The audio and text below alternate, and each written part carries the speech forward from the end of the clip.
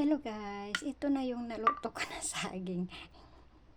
Saging na minatamis. Ayan. Akala nyo kalabasa, no? Akala nyo lang kalabasa. Saging yan, minatamis. Oh, ayan. Nilagyan ko lang ng asukal with the flour, konti.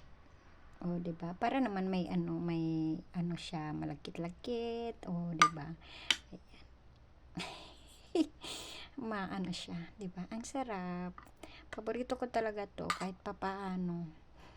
Kaya gumawa ako ng paraan na makabili ako ng saging para gawin kong ganito. Every day off ko kasi namimiss ko ang Pilipinas, tangi kong bayan. Banana, saging. Yeah, thank you for watching, guys. Yummy.